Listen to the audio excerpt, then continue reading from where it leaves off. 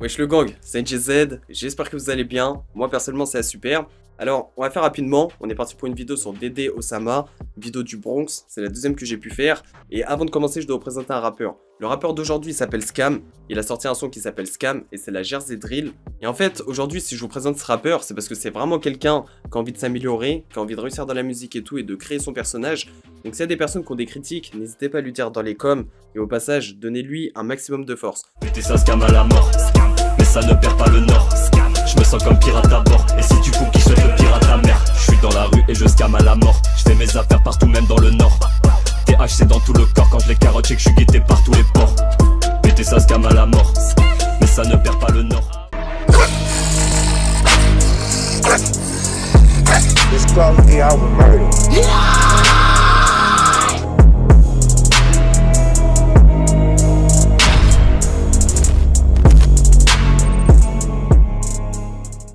C'est l'histoire de David Reyes, alias Dédé Osama, qui est un rappeur qui est originaire d'Harlem à New York. Sa date de naissance est le 29 novembre 2006, et c'est un rappeur qui s'est principalement fait connaître dans la drill alors qu'il a seulement 15 ans.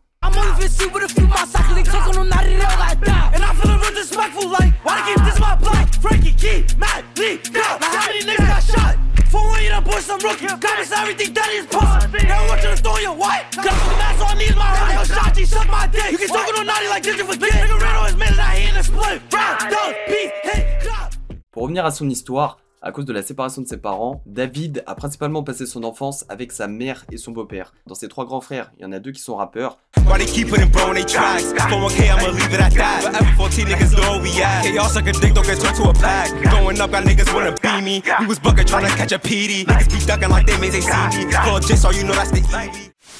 So my niggas invest in the trap. If I see a flock on boy get flock.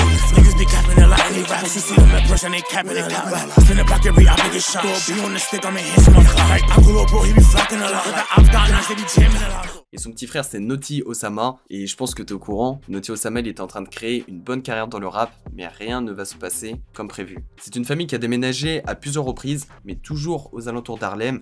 La mère de la famille a passé une grande partie de sa vie à travailler dans l'immobilier, et David, quand il était jeune, il avait pour habitude de faire du basket et du football, mais vu qu'il était pas très fort, il va tout miser dans le rap. À cette époque, dans ses inspirations, on peut retrouver des artistes comme Polo G et Pop Smoke, et grâce à sa passion pour la musique, avec ses frères, ils vont créer un studio dans le garage à leur grand-mère, et c'est là qu'ils vont créer les premiers sons.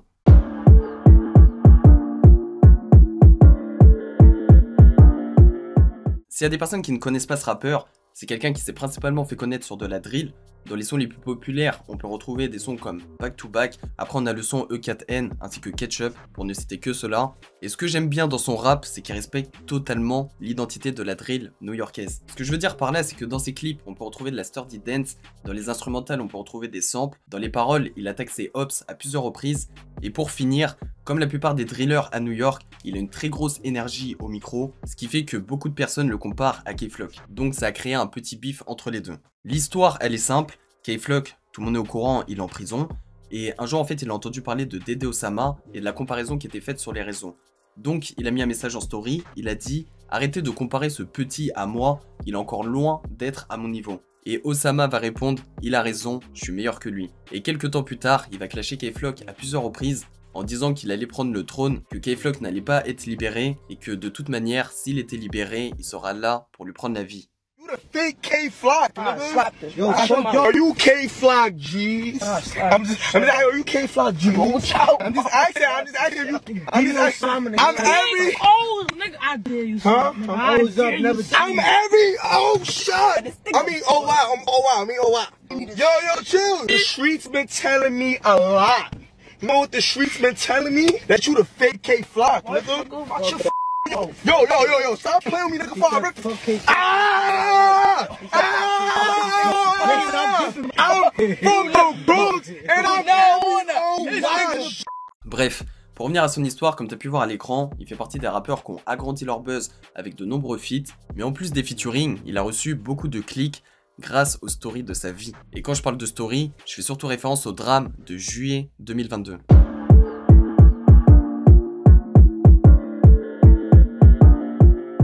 Il y a pas longtemps, je t'ai expliqué qu'il avait commencé la musique avec ses frères Et celui qui a vraiment été proche de lui, qui l'a poussé à vraiment se mettre à fond dans le rap, c'est Naughty, qui a tristement agrandi son buzz à cause de l'histoire en juillet qui lui a coûté la vie. Pour t'expliquer l'histoire, on est le 11 juillet 2022. Le rappeur Naughty va se faire poignarder à mort et l'auteur de ce drame avait seulement 15 ans. Donc en fait c'est simple, Ethan Reyes, alias Naughty, il se baladait tranquillement avec David, donc Dédé Osama. David, il va rentrer à son quartier, il va laisser son frère avec 2 de ses potes, et quand il sera au quartier, son frère, il va croiser un Ops, ils vont commencer à le frapper avec un manche à balai. Le Ops, il va sortir un couteau et poignarder Naughty à plusieurs reprises, pendant que les personnes qui étaient avec lui vont prendre la fuite. Et comme j'ai dit, on est dans une station de métro, ça veut dire que tout a été filmé. Alors je pense que tu t'en doutes, c'est vraiment quelque chose qui va marquer David, parce que si on réfléchit 2 secondes, ça aurait pu devenir un duo incontournable dans la drill new-yorkaise. Et à chaque fois qu'il parle de cette histoire, il va toujours dire la même chose, que si il avait été là, son frère serait toujours en vie. Le problème c'est que, comme tu sais, personne ne peut revenir dans le passé. Ça veut dire qu'à partir de là, il va commencer à travailler encore plus sur sa musique, et en mémoire de son frère, il va se promettre de ne jamais arrêter la musique et de tout donner pour tout niquer. Comme tu peux voir dans sa bio Instagram, c'est écrit « Tout ce que je fais est pour Naughty ». It's like, alright, bro. Going back to the block, bro. It's like, alright. My heart was, when I was with him, he was good, word up, bro. Like, he was good. Bro, I left, go to the block. Niggas call me saying, yo, Naughty got stabbed, block. I said, what? Like, I was just with him. Yeah. Like, that's why I said, like, real shit, still thinking, like, what if I stayed? Like, if I just stayed with him no time, he'll really be here today, no cap. Word. Yeah, that's in that Talk of the Streets freestyle. Yeah, like, he'll really be here today, like, no shit. Word. You know, when people heard that line, I seen everybody just trying to, like, insinuate, oh, you left them and... Never, and nigga. Yeah. Never ran on bro. Word to his name, never ran on him. Word to his name, I never ran on him. He wasn't even there. Wasn't even there in the scene. If I was there in the scene, he would be here today. I know what the fuck I said. Yeah. Y'all niggas is trying to suck my dick. Fuck you talking about? Mais du côté ennemi, c'est autre chose, parce que la Naughty Pop a été créée, et pour ceux qui connaissent pas, c'est une danse qui a pour but de se moquer de la mort de Naughty. Les mecs qui dansent en imitant des coups de couteau. Franchement, je trouve c'est dégueulasse, et le pire c'est que tout ça va finir en challenge sur TikTok. Naughty bopping, punching my hips. Like, come here, gotta do it like this. Don't drop my shit. Damn, he try to dip and he trip. Big fake, that's till he dead on my split.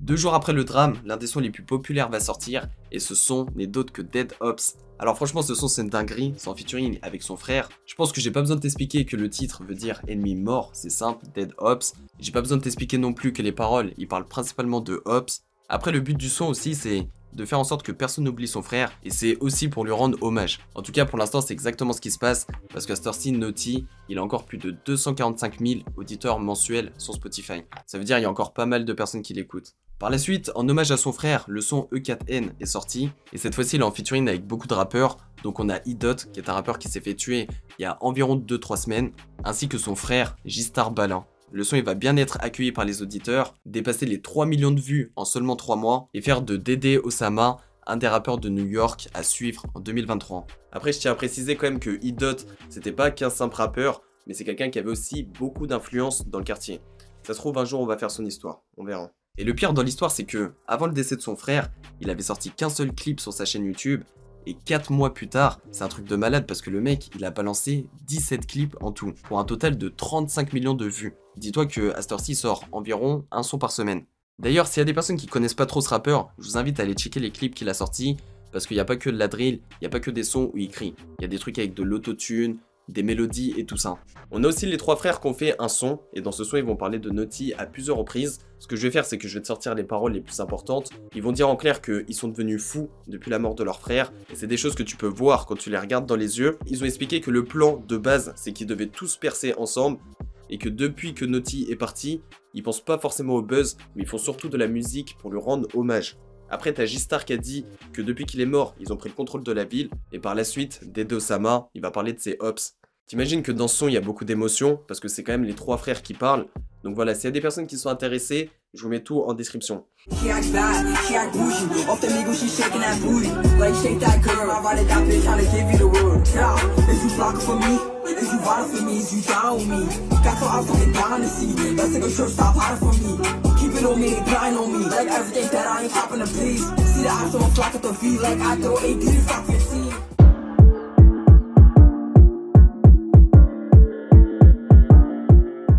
En conclusion, pour finir cette vidéo, je dirais que, en fait, ce qui est triste à New York, c'est que quand tu regardes les gens de gang, ceux qui font des millions de vues, qui sont vraiment en place, en général, c'est souvent des gens qui ont entre 15 et 19 ans.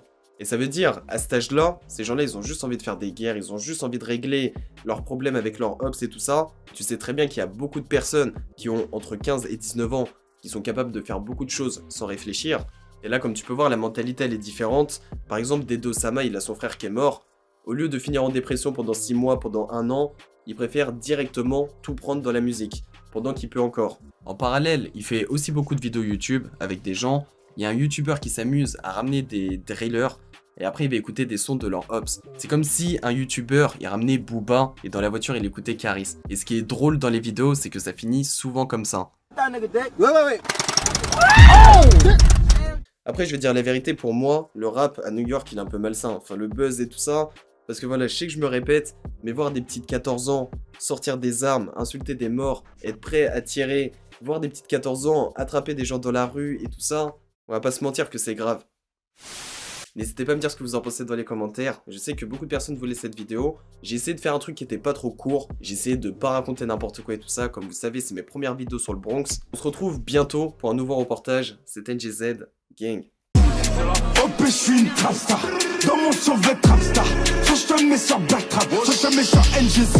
J'active le Kaioken, j'arrive Goku dans le DBZ. Et le coin il fait le show, t'es pas Red Bull, plus pas des ailes. Hop, je suis une trapstar. Dans mon survêt trapstar.